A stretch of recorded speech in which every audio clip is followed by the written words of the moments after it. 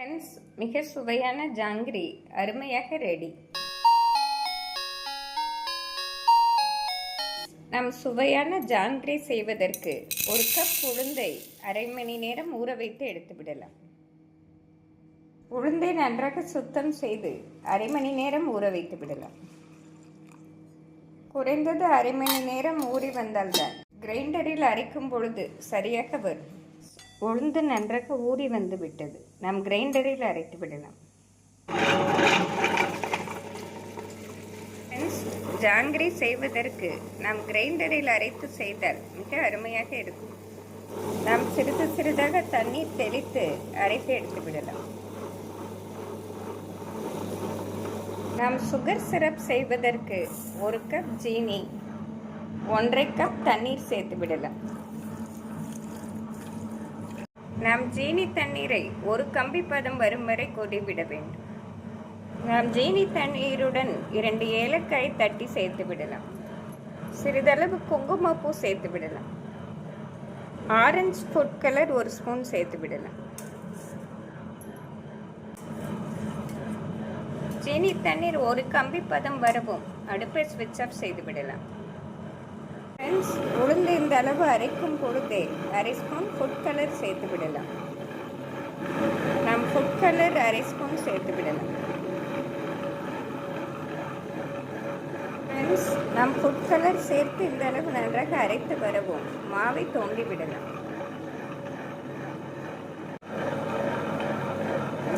ஜீனி தண்ணீர் இந்த அளவு ஒரு கம்பி பதம் வரவும் அடுப்பை ஸ்விட்ச் ஆஃப் செய்து விடலாம். உளுந்து மாவுடன் சிறிதளவு உப்பு சேர்த்து விடலாம். மிக குறைவாக நாம் சேர்த்து விடலாம். அரை ஸ்பூன் ஜீனி சேர்த்து விடலாம். ஒரு கப் கார்ன்ஃப்ளவர் மாவு சேர்த்து விடலாம். கார்ன்ஃப்ளவர் மாவு சேர்த்து நன்றாக மிக்ஸ் செய்து விடலாம். நாம் கார்ன்ஃப்ளவர் மாவு சேர்த்தும் தளர்வாக இருந்தால் ஒரு கப் மைதா மாவு சேர்த்து விடலாம். மாவு இந்த அளவு திக்காக இருந்தால்தான் ஜிலேபி செய்வதற்கு சரியாக வரும். கடைகளில் கிடைக்கும் பைப்பிங் பேக்கில் மாவை போட்டு விடலாம். பைப்பிங் பேக் இல்லாவிட்டால் வீட்டில் உள்ள பாலித்தீன் கவரிலே நாம் சேர்த்து செய்து விடலாம்.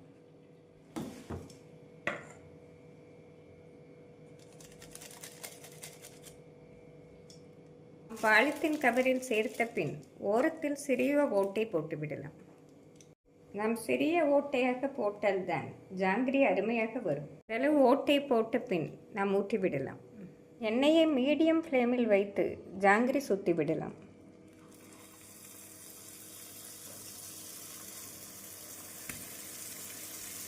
மொறுமொறுப்பாக வெந்து வரவும் எடுத்து விடலாம். நாம் இதே போல் பிழிந்தாலே கடைகளில் கிடைக்கும் ஜாங்கிரி போலவே அருமையாக வரும்.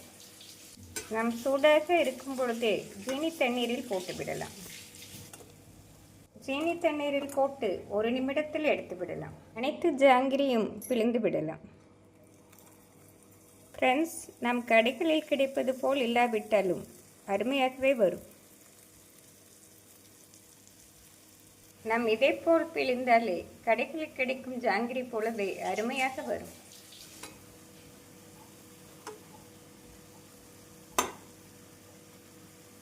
நிமிடம் ஊறிய பின் கண்தட்டில் போட்டு விடலாம். நம் கண்தட்டில் போட்டு தளவு ஜீனி தண்ணீர் நன்றாக வடியவும் சர்வ் செய்து விடலாம். மிக சுவையான ஜாங்கிரி அருமையாக ரெடி.